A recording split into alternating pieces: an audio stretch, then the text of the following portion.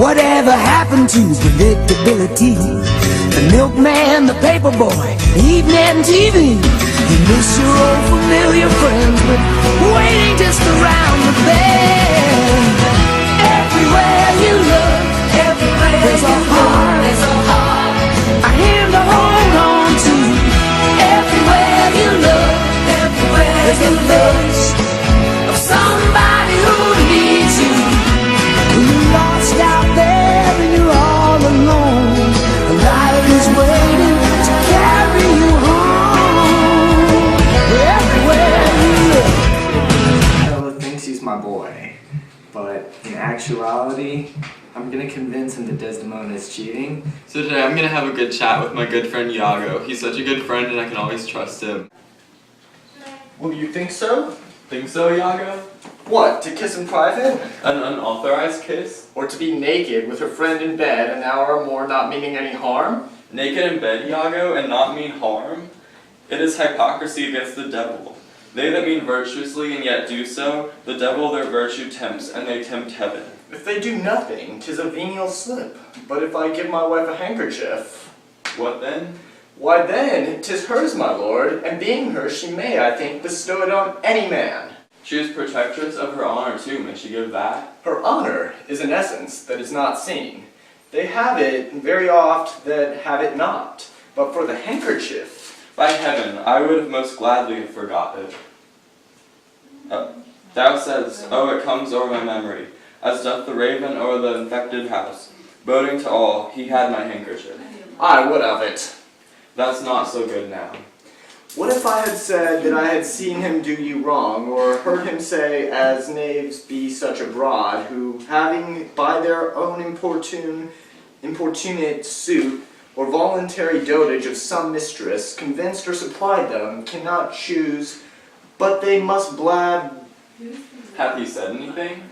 He hath, my lord, but be well assured no more than he'll unswear. What hath he said? Why, that he did, I know not what he did. What? Lie? With her? With her, on her, what you will.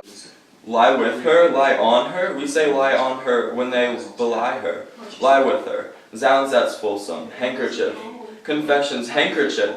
To confess and be hanged for this, labor, first to be hanged and then to confess, I tremble at it. Nature would not invest herself in such shadowing passion without some instruction. It is not words that shakes me thus. Pish. Noses, ears, and lips. Is it possible? Confess. Handkerchief. Oh, devil.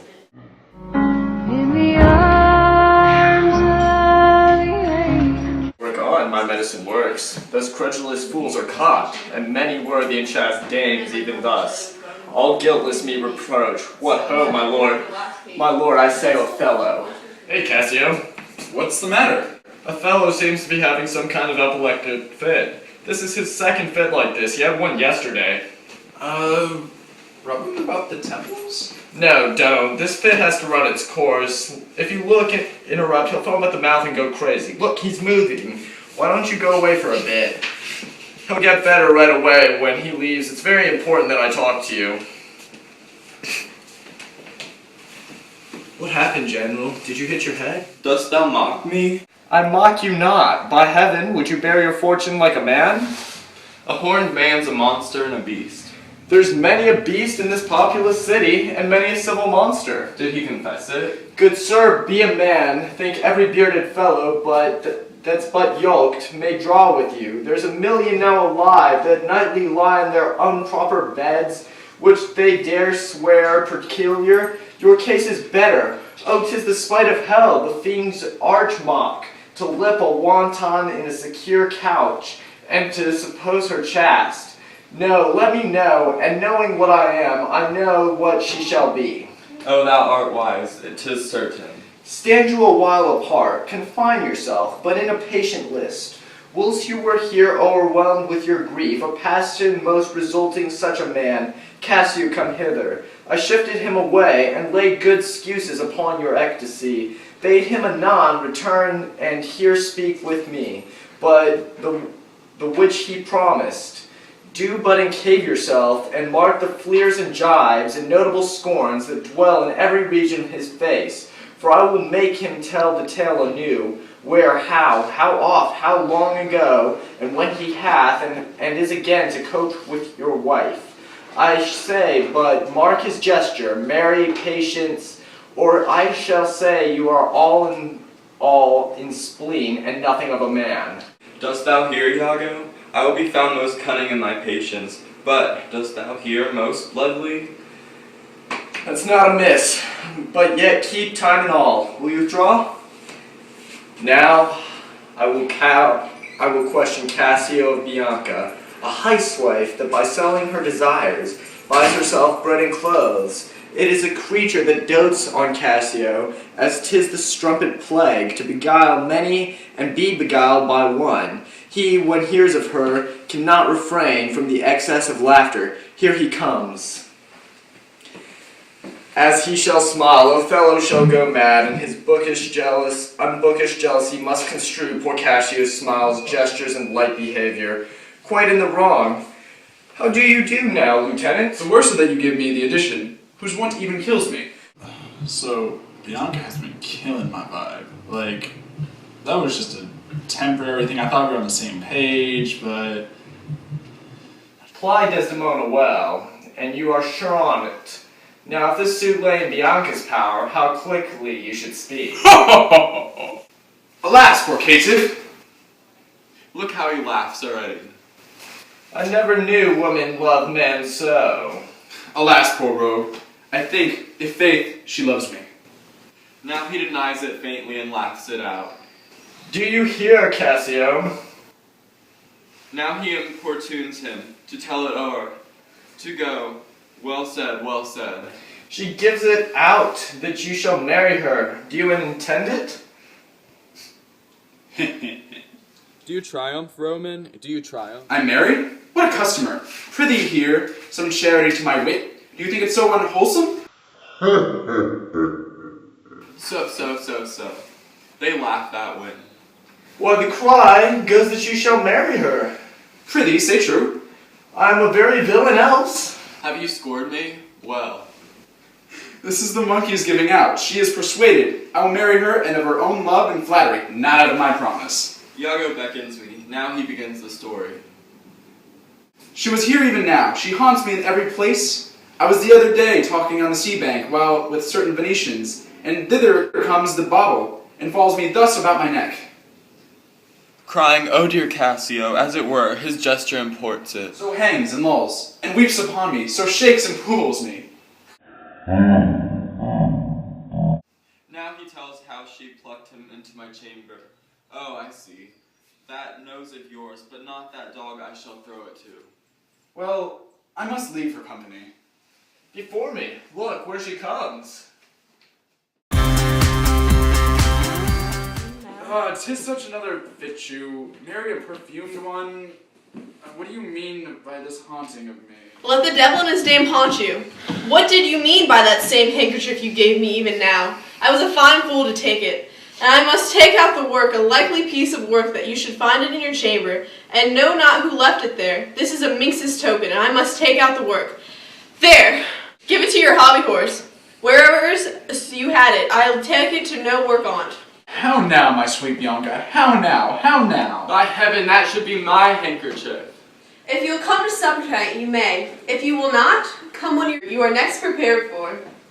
I mean, you do one of these. After her! After her! Faith I must. She'll rail in the streets else. Will you sup there? I mean, I intend to. Yes, I intend to. Well, I may chance to see you, for I would very fain speak with you. Prithee come, will you? Go to, say no more. We're basically soulmates. You're speaking time flappy birds. How shall I murder him, Iago? Did you perceive how he laughed at his vice? Oh, Iago. And did you see the handkerchief? Was that mine? Yours by this hand. And to see how he prizes the foolish woman, your wife. She gave it to him, and he hath given it to his whore. I would have him 9 years a-killing, a fine woman, a fair woman, a sweet woman. Nay, you must forget that. Ay, let her rot and perish and be damned tonight, for she shall not live. No, my heart is turned to stone. I strike it, and it shall not live.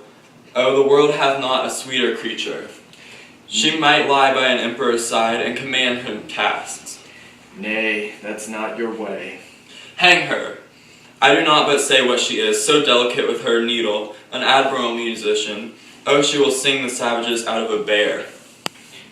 Of so high and plenteous wit and invention. She's the worst for all this. Oh, a thousand times, and then of so gentle condition. Aye, too gentle. Nay, that's certain. But yet the pity of it, Iago. Oh, Iago, the pity of it, Iago. If you are so fond of her iniquity, give her patent to offend, for if it touch not you, it comes near nobody. I will chop her into messes. Oh. Cuckold me. Oh, 'tis foul in her. With mine officer. That's fouler. Get me some poison, Iago, this night. I'll not expostulate with her, lest her body and beauty unprovide my mind again. This night, Iago. Do it not with poison. Strangle her in her bed. Even the bed she hath contaminated. Good, good. The justice of it pleases. Very good. And for Cassio, let me be his undertaker. You shall hear more by midnight. Excellent, good. What trumpet is that saying? I warrant something from Venice. 'Tis Lodovico. This comes from the Duke. See, your wife is with him. Save you, worthy general.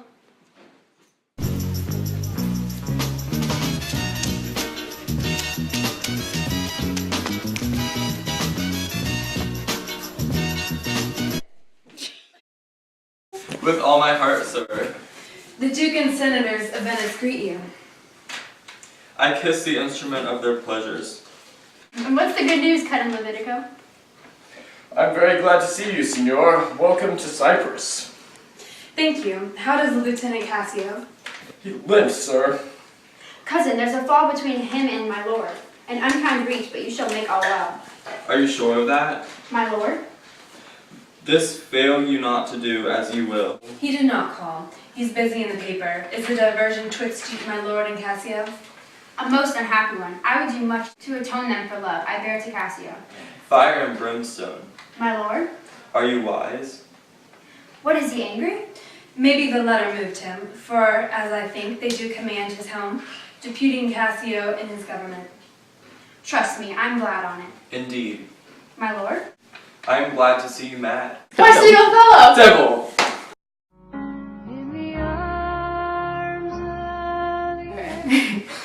I just really love Othello. I don't know why he kicked me in the face. I have not deserved this.